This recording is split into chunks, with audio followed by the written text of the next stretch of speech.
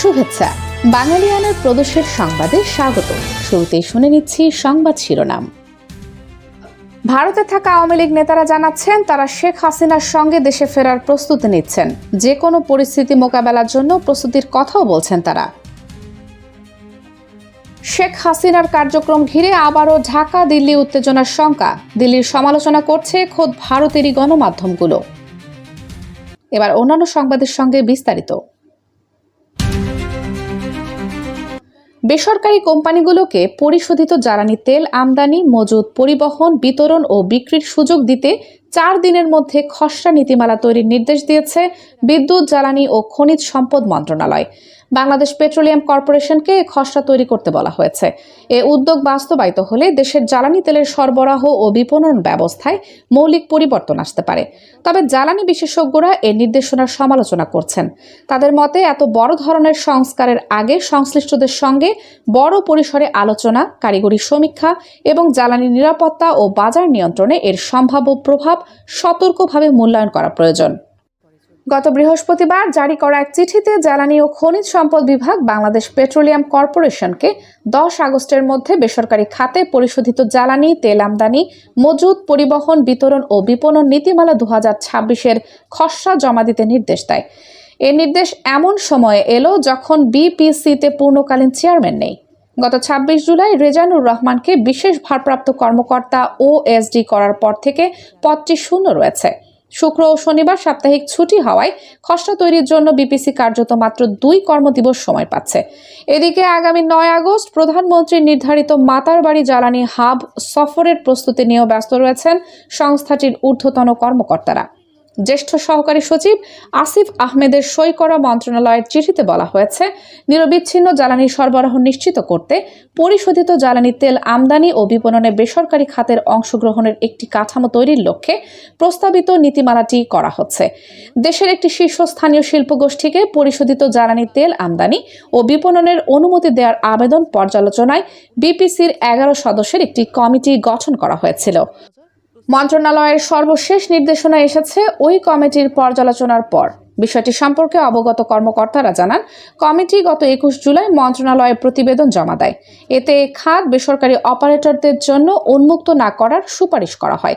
এর 5 দিন পর বিপিসির চেয়ারম্যান রেজানুর রহমানকে পদ থেকে সরিয়ে ওএসডি করা হয়।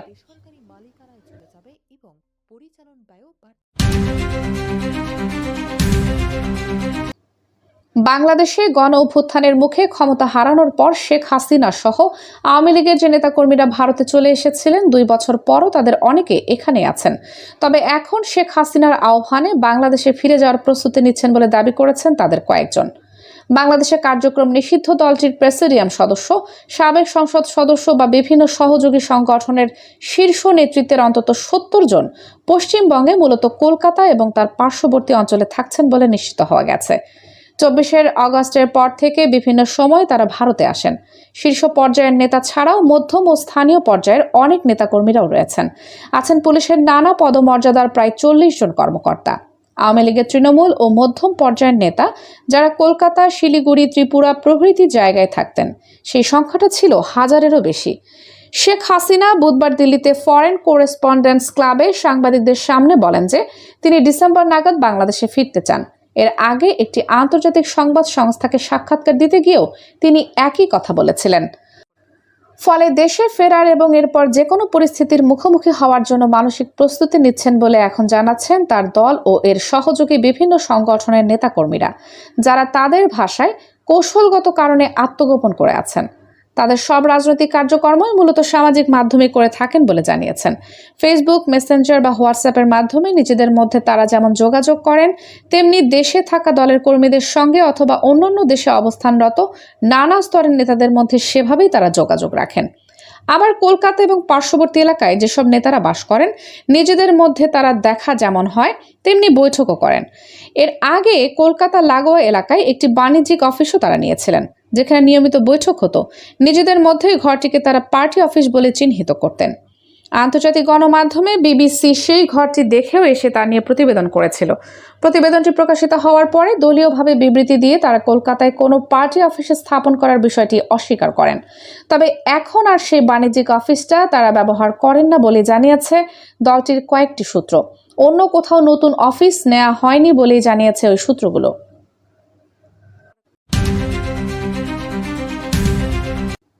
দিল্লিতে শেখ হাসিনাকে সাংবাদিকদের সঙ্গে সরাসরি মত বিনিময়ের সুযোগ দেওয়ার ঘটনায় বাংলাদেশ ভারত সম্পর্কে নতুন উত্তেজনা তৈরি হয়েছে। বিএনপি সরকার ক্ষমতায় আসার শুরু থেকেই ভারত দ্বিপক্ষীয় সম্পর্ক পুনর্গঠনের বার্তা দিলেও গত বুধবারের ওই মত বিনিময়ের আয়োজন সেই প্রচেষ্টাকে বড় ধাক্কা দিয়েছে।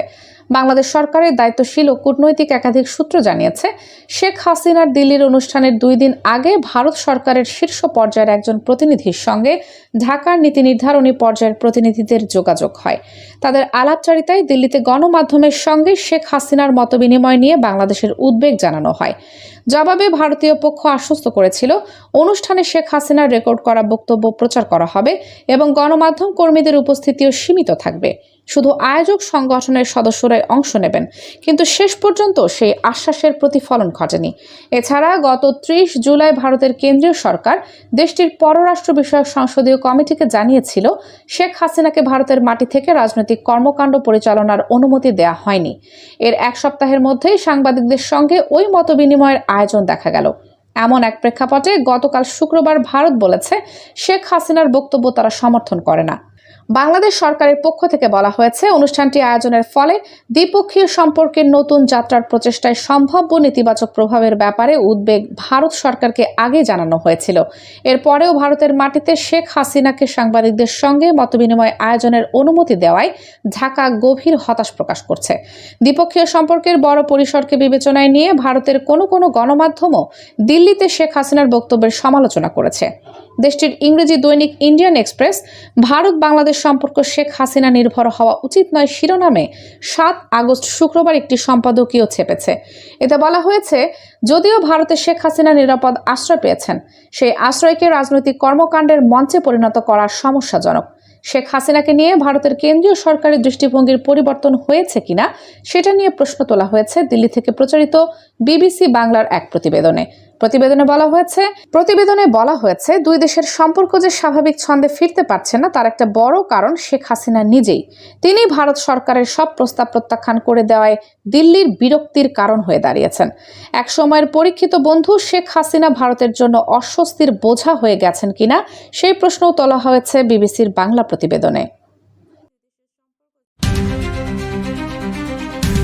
রাজধানীর মতিঝিল ও সাভারে উদ্ধার হওয়া 2টি ইম্প্রোভাইজড এক্সপ্লোসিভ ডিভাইস আইইডি তৈরিতে বিদেশি অর্থায়নের সম্ভাবনা খতিয়ে দেখছে গোয়েন্দারা। তদন্ত সংশ্লিষ্ট একাধিক সূত্রের দাবি, বিদেশ থেকে কোনো না কোনো মাধ্যমে অর্থ দেশীয় উগ্রবাদীদের হাতে পৌঁছায় এবং তা দিয়েই আইইডি 2টি তৈরি করা হয়ে থাকতে পারে। তবে কিভাবে, কোন মাধ্যমে এবং কত টাকা এসেছে সে বিষয়ে এখনও সুনির্দিষ্ট তথ্য মেলেনি। এসব প্রশ্নের উত্তর খুঁজতে ঢাকা মেট্রোপলিটন পুলিশের counter terrorism and transnational crime CTTC unit সহ একাধিক আইন প্রয়োগকারী ও গোয়েন্দা সংস্থা কাজ করছে। গোয়েন্দা সূত্রে জানা যায়, পুরনো উগ্রবাদী প্ল্যাটফর্মগুলো আবারও নতুনভাবে সক্রিয় হওয়ার চেষ্টা করছে। আর তাদের সক্রিয়তা জানান দিতেই সাভার ও মতিঝিলে বোমা রাখা হয়েছে।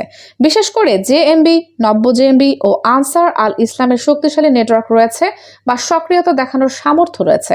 তবে এই সংগঠনগুলোই এই 2 ঘটনার সঙ্গে জড়িত এমন কোনো তথ্য পাওয়া যায়নি। আবার তাদের জড়িত হওয়ার সম্ভাবনাকে একেবারে উড়িয়েও দেওয়া যাচ্ছে না। গোয়েন্দারা এমনও তথ্য পাচ্ছেন যে পুরনো উগ্রবাদী সংগঠনগুলো থেকে কিছু সদস্য একত্রিত হয়ে নতুন একটি সংগঠন তৈরি করে থাকতে পারেন। আর এই নতুন সংগঠনের অস্তিত্ব জানান দিতেই ঘটনা 2টি ঘটনা হয়েছে।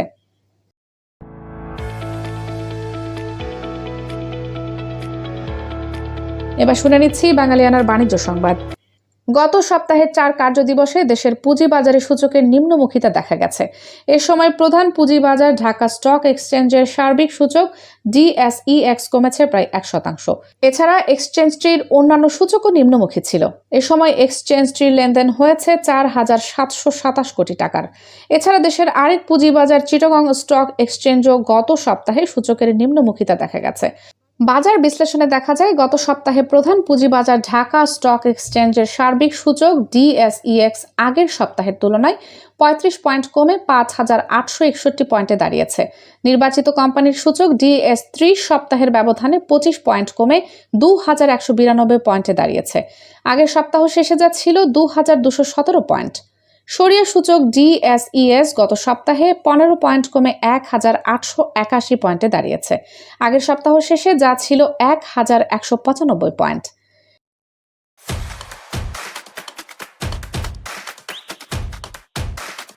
এবার শুনে নিচ্ছি বাঙালিয়ানার ক্রীড়া সংবাদ। ইংল্যান্ডের ফুটবলে বড় মঞ্চে ওঠার আগে একটু নিচের সিঁড়িতে পা রাখছেন ফারহান আলী ওয়াহিদ। লন্ডনের ক্লাব ফুলহামের মূল দলে তার সুযোগ পাওয়ার সম্ভাবনা নিয়ে বেশ কিছুদিন ধরেই আলোচনা চলছিল।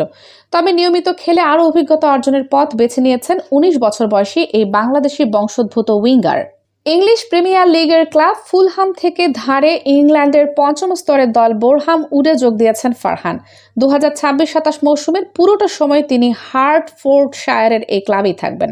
বোরহাম উডে ফারহান পরবেন ২০ নম্বর জার্সি। দলের আক্রমণে গতি ও ধার বাড়ানোর জন্য নতুন কোচ লুক গ্যারার্ড আস্থা রেখেছেন তরুণ এই উইঙ্গারের ওপর। গত মৌসুমে ন্যাশনাল লিগের প্লে অফ ফাইনালে খেলেছিল বোরহাম উড। আজ ট্যামওয়ার্থের বিপক্ষে ম্যাচ দিয়ে নতুন মৌসুমের যাত্রা শুরু করবে দলটি। বাঙালিয়ানার প্রদেশের সংবাদ শেষ হলো। ধন্যবাদ।